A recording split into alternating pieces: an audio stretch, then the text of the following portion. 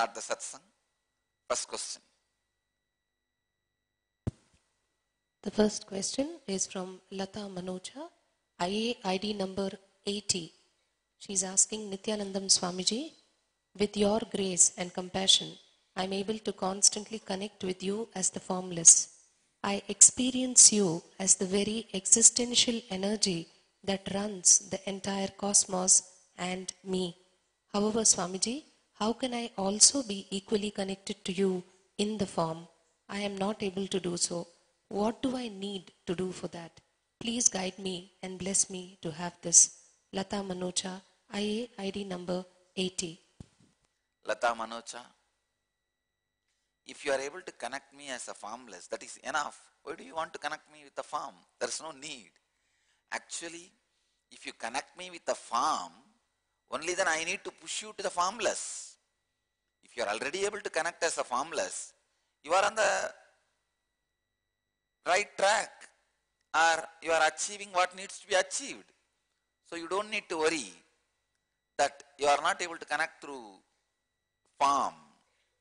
But one thing I can tell you, I smell little hypocrisy in the whole whatever you call as connection. If it is authentic, as you say, as you claim, connection with my formless, you will not even have this craving. You want to connect with form also. Because my form is not out of my formlessness. My form is part of my formlessness.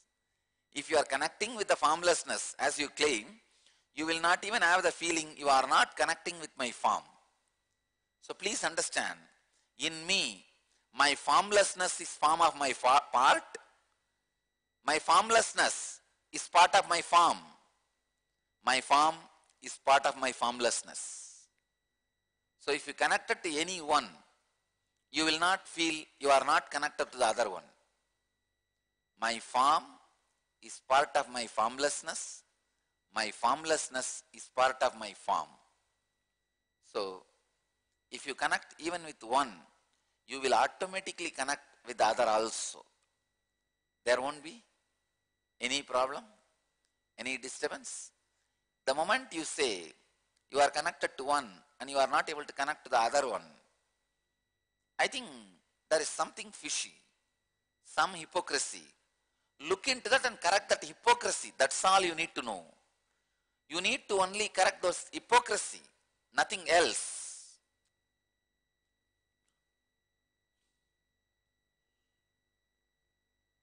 Next question. The next question is from Rajiv Ramnath, IA ID number 57. He's asking, my dear Swamiji, thank you for the out-of-the-world unclutching initiation. I have a question about practically unclutching every moment. The industry I work in thrives on showing the logical connection between two thoughts and ideas. Every moment I'm at work, I am trying to establish this rather convoluted yet connected thought flow. Given this situation, how can I unclutch on the inside, mamakara, but project connected thoughts on the outside, ahankara? Even if I do this successfully, will it create a conflict in me? Thank you. Rajiv Ramnath, IA ID number 57. Rajiv Ramnath, please be seated. Even if you are working in Microsoft, please understand, this question comes before you start practicing. Start practicing, you will understand. I only wanted to ask you one question. In your experience, you would have seen thousands of people from your birth. Have you seen anybody more coherent, logical, connecting the thoughts and ideas than me? I tell you, I am resting in the ultimate unclutching. So I am the living example that somebody can be resting in the ultimate unclutching, constantly connect thoughts, ideas, logically, coherently, without any convolution, go on presenting it to the world, but go on living in a complete unclutched space. Understand, see me and be inspired and be encouraged, be assured it is possible. Logically, I cannot give you answer for this question. Only experientially I can give you inspiration for this question.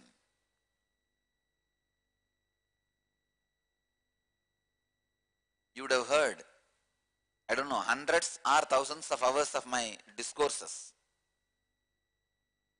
I may go different parts, areas, zones during the discourse. But you will see exactly, I'll bring it back and connect the whole thing. Very logically. Sometimes you will feel, I will start with one idea, suddenly I would have gone somewhere else. Only when I bring back, you will think, oh God, he left from here, na? You would not have remembered from where I left. But I remember and bring you back and connect to it. This is because complete restful awareness and unclutching. Rajiv Ramnath, if you do this unclutching as a continuous practice, not only you will be successful, you will not have any conflict. Don't bother at all. Don't worry at all. Only when you don't unclutch, there will be so much of conflict. See, conflict is nothing but too many thoughts trying to get connected to one source at the same time. Unclutching is nothing but connecting too many thoughts to the same source one by one. Unclutching works on time. When it works on time, all your thoughts will be connected to same source, but there will be time gap, so that the emotion from one thought to the other thought is not carried as it is without getting nullified. Please understand, when you unclutch, the emotion is not transferred from one thought to the other thought in the same vigor. It is like you don't inherit the diseases and karmas of your parents. See, every thought, your earlier thought is the parent for this thought. If this receives the karmas, the loaded emotions and diseases of the earlier thought, it inherits the same old sufferings and karmas and diseases. Here, when you are doing the unclutching, it's like you doing inner awakening. The moment you go through inner awakening, your inherited karmas and DNA setup or the disease, everything is broken, destroyed. Same way, every moment when you go through the unclutching, your every thought goes through inner awakening. It does not inherit the load of the past, the suffering of the past, DNA, the mental setup, karma, patterns of the past. It doesn't inherit. So I tell you, every moment you unclutch, you are awakened to the fresh energy. You are awakened to the fresh being. Every moment of unclutching, your mind goes through an inner awakening. Next question. The next question is from Rajesh VM, IA number 72. Swamiji, while unclutching, breath goes out on its own and leading to a stage of gasping for breath. Please advise how the situation is to be handled. Rajesh, please understand, while you are unclutching, the complete balancing of prana happens in you. You may need more exhaling for your prana balancing. Sometime you need more prana inside. If there is more exhaling, then more prana will be naturally inhaled, pumped inside. Unfortunately, because your exhaling is shallow, your inhaling also becomes shallow. When your inhaling is shallow, the quantity and the quality of prana comes in, reduces. That reduces the awareness and the vital actions of the brain comes down. Please understand. If the quantity and quality of prana intake reduces, the awareness of your brain and the vital functions of your brain comes down. That is why I insist so much on this long breath. Long breath is ajapa-japa, long breath is unclutching, long breath is yoga, long breath is pranayama, long breath is enlightenment, long breath is God Himself. The long breath, when I say long breath, breathing up to your knee, not while you are sitting, while you are standing. Breathing up to your knees. That long breath does so much to your physiology and psychology. That is why when your Kundalini is awakened, you go through such a silence, restful awareness inside, but outside such long breath will be happening.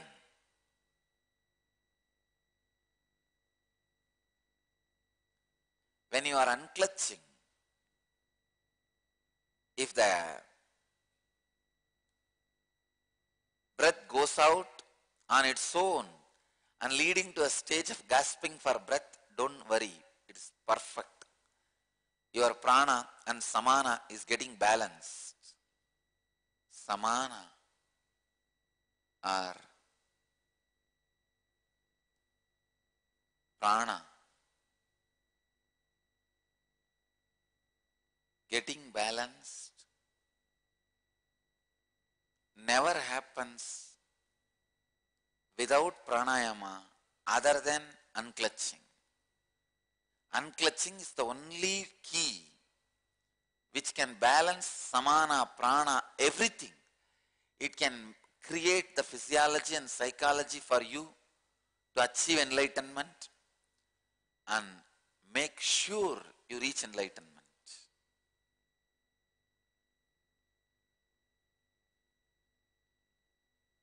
So you are on the right track.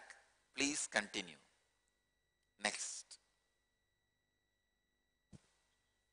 The next question is from Kalusha, IA number 1. She is asking Nityanandam Swamiji, Swamiji, how do I know if I am a devotee or a disciple? Also, Swami, how do I reduce the strength of the mind? Thank you. Kalusha, please understand, disciple and devotee. To tell you honestly, I don't even want to separate these two anymore. In those days where I was not expressing so vividly these extraordinary experiences and energies, we could have had the two categories, devotee and disciple. Disciple means a person who completely dedicates the eye and mind with a strong experience that I am his life's goal. Devotee means more a person who uses my teachings and me and the feeling connection, everything to enrich his life. All these classifications was meaningful in those days.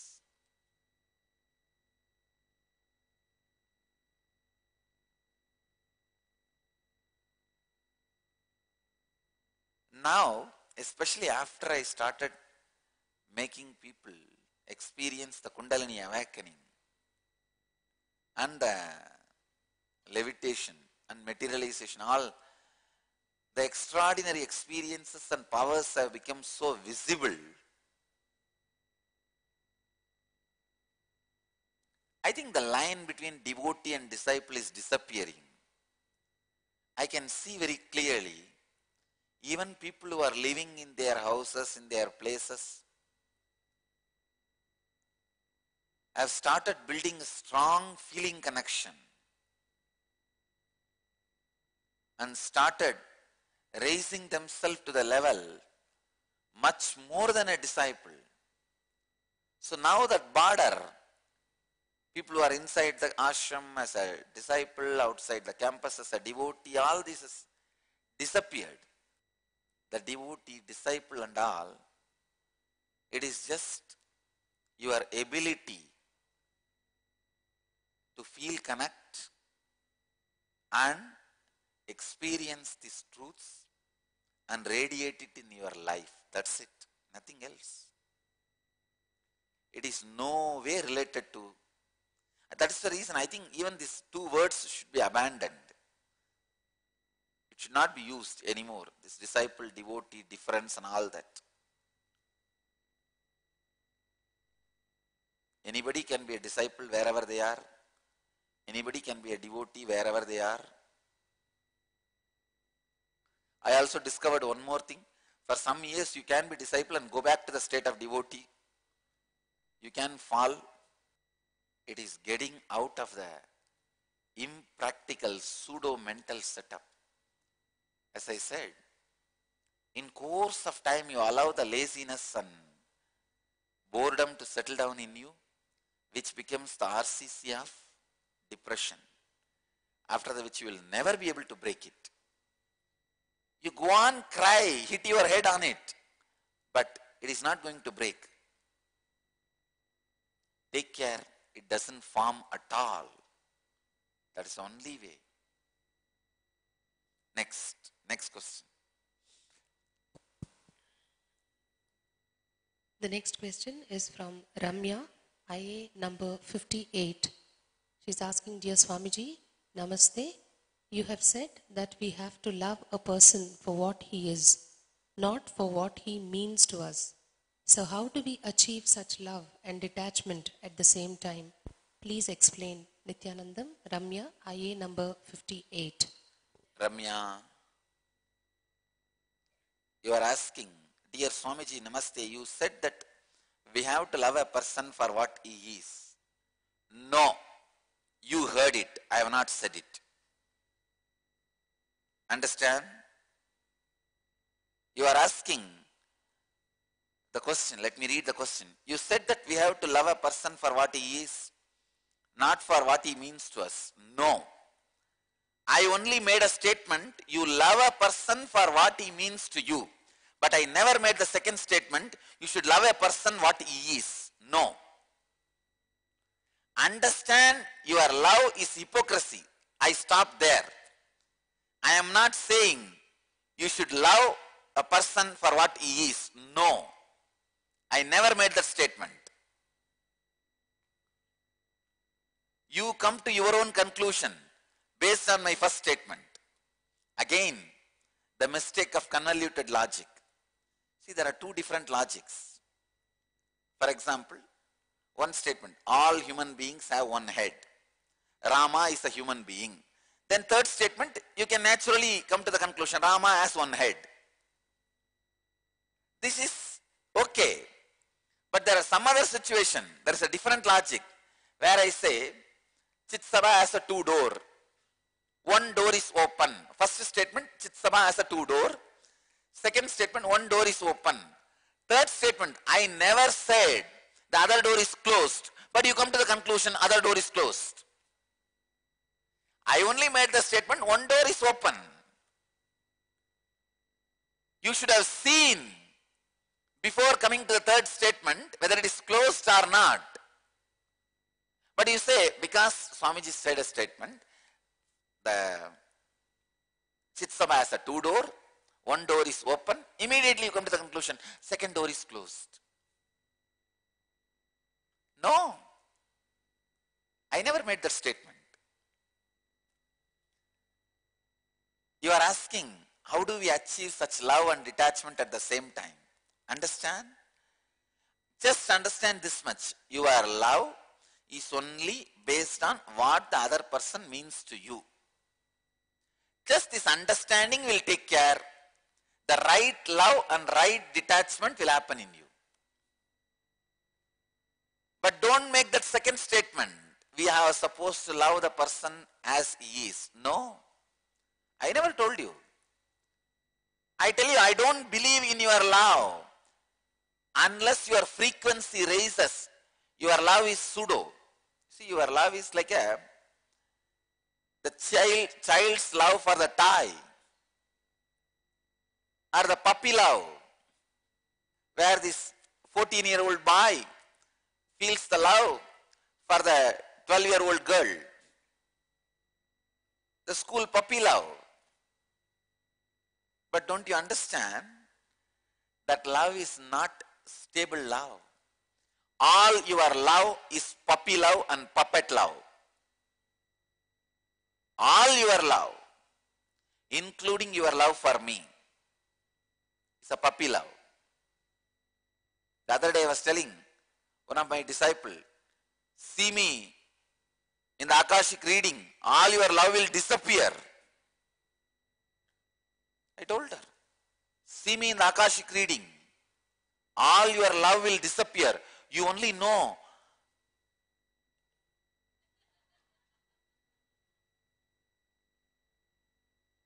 he is an ocean living inside this body. He can be revered, can't be loved. He can be respected. He can be worshipped. Not anything more. So even your love is puppy love.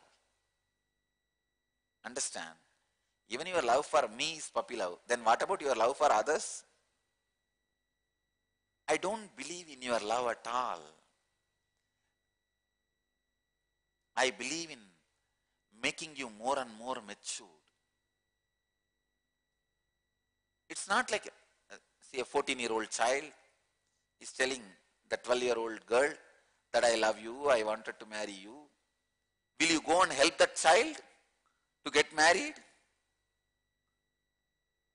The real help for the child is make him matured. Then even after that, if he wants, that is up to him.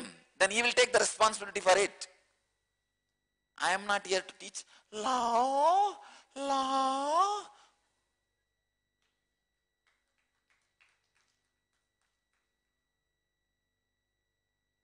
All this pseudo nonsense. No. I neither believe in love nor believe in your love. I only wanted you to understand the hypocrisy of your love. But I never said you need to love the person for what he is. No.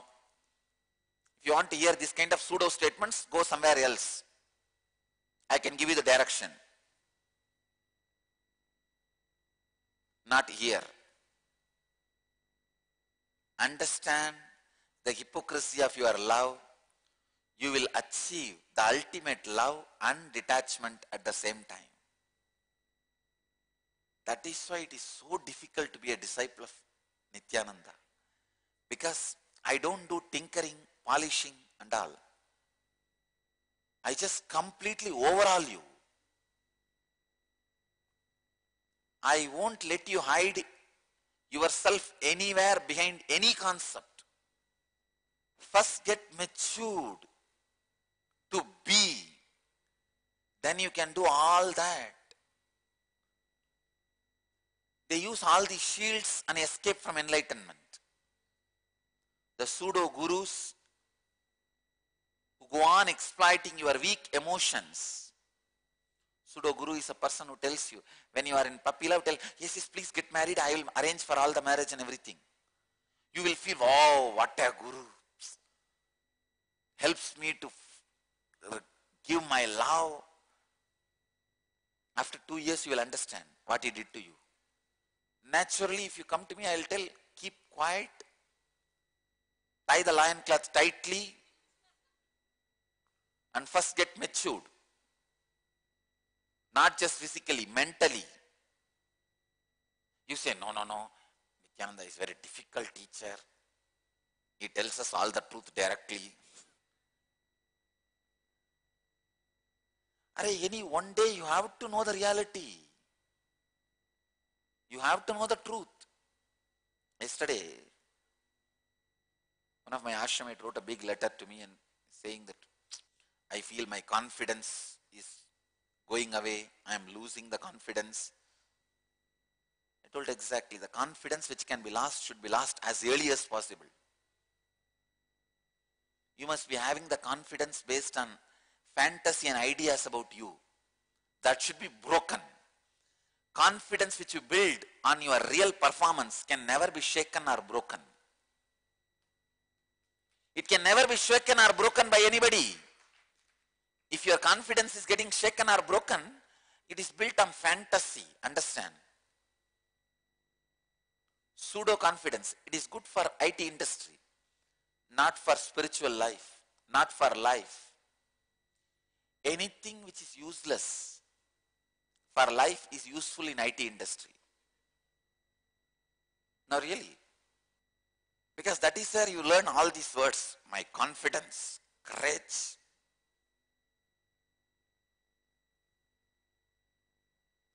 All these pseudo words you learn.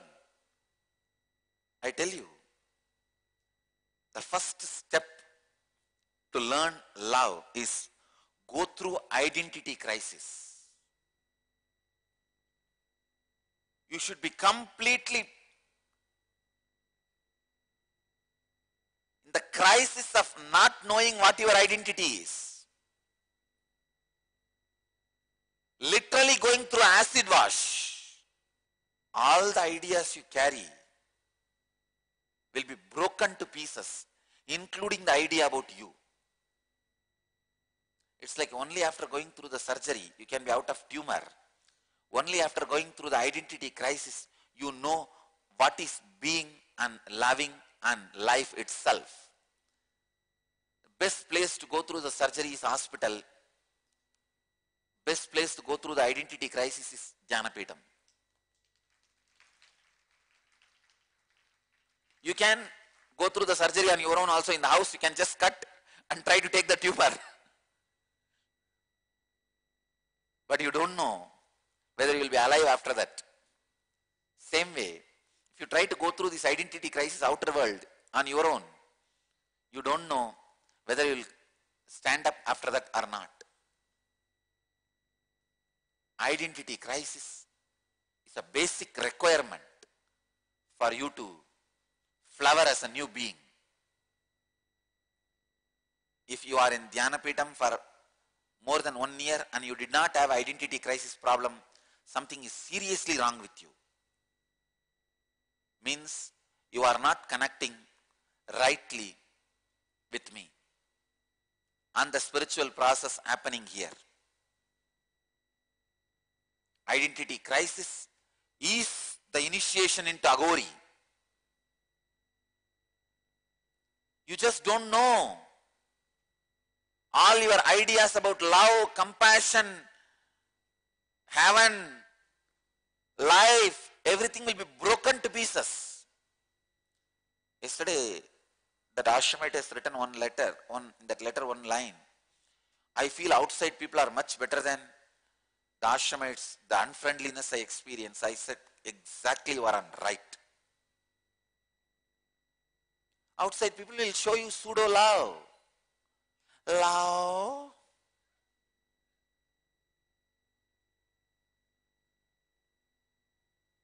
But here my ashramites are just reflecting you to you.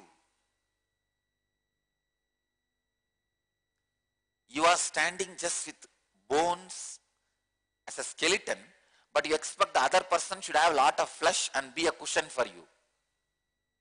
No. If you are a skeleton, these guys are going to be a skeleton for you.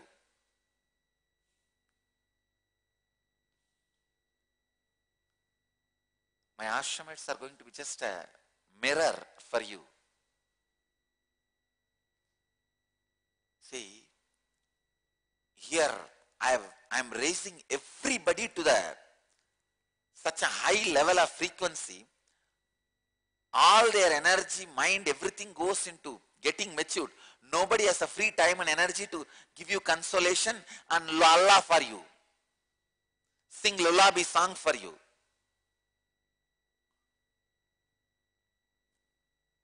Only if you have extra time and energy and attention, which you have spare, you can go around and give, Lola, how are you? Doing well? The so-called idiotic friendliness. But here, people are very authentic and clear.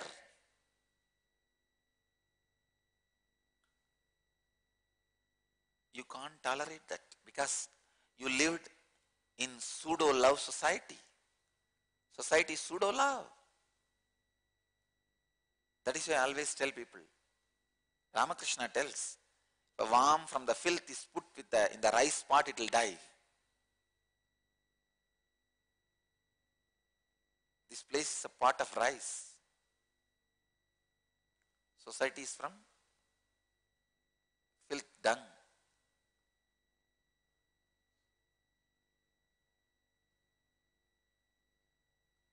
Go through the identity crisis because you are building the new identity. I tell you, anything you brought inside with you is useless. Whether your so-called efficiency, intelligence, knowledge, ideas, personality, you yourself is not useful here anymore. Daksha's bed, cot, pearls, jewels, AC machine, blanket, all this will not be useful in Kailash. Daksha gives all the gifts to Shiva, saying, this all my daughter will need in Kailash. Shiva laughs and says, no, she doesn't need anything. It means what? I am not going to take any of this.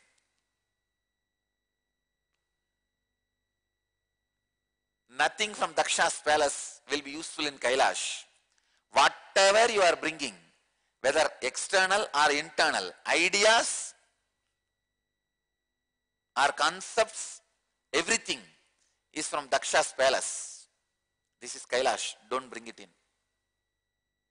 I can't let that in. Go through the identity crisis.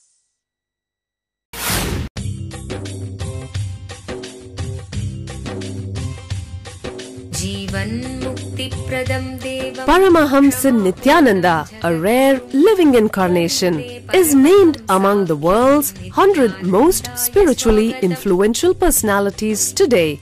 Paramahamsa Nityananda has been placed alongside Dalai Lama, Nelson Mandela, Oprah Winfrey, Paulo Coelho and others by Mind, Body, Spirit, the world's top esoteric magazine from Watkins, London's oldest and largest bookstore.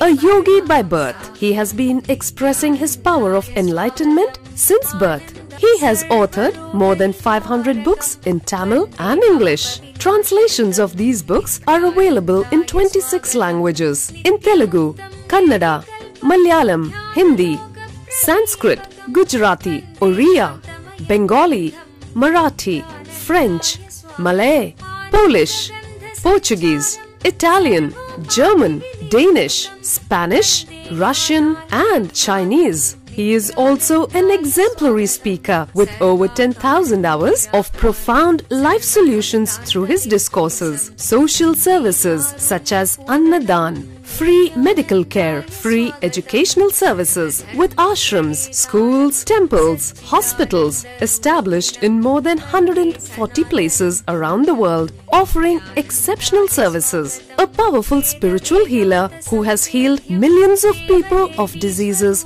from migraine to cancer.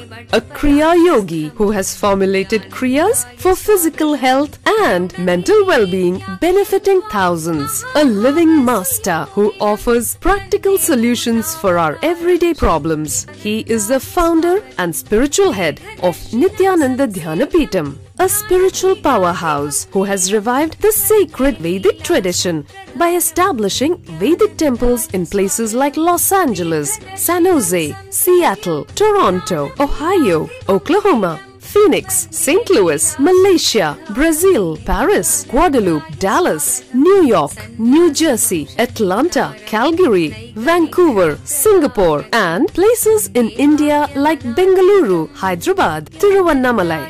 A spiritual guru for 10 million followers, an incarnation who transmits the highest spiritual energy through initiation, a contemporary yogi who has revived the Vedic science of yoga worldwide through thousands of yoga centers, an adept in Ashtamahasiddhis, mystical yogic powers, who has effortlessly awakened the Kundalini of thousands and graced them with spiritual powers, a dynamic young guru who is an inspiration for thousands of youngsters, India's most watched spiritual guru online, a beacon of spiritual light who has triumphed over the forces of religious terrorism and political persecution. Paramahamsa Nityananda is an eternal Kalpataru, blessing the world with the boons of material abundance and spiritual enlightenment. Anandanubhavaswadam sarvaroganivarakam Vande Papa Vinashaktam Nityanandaya Swagatam Nityamuktam Nirvikalpam Dhyanaloka Pradipakam Vande Shantamayam Bandham Nityanandaya Swagatam Anandagandha Sancharam Sarvopadhi Vinirmuktam Vande Jnanalayam Natham Nityanandaya Swagatam. Let you all achieve, experience, live, express, radiate, share and explode in eternal bliss. Nityananda. Nityananda Dhyanapitham, Nityananda Nagar off Mysore Road, Bidadi, Bangalore 562109. Contact 097422033111. www.nityananda.org. www.youtube.com/Life Bliss Foundation.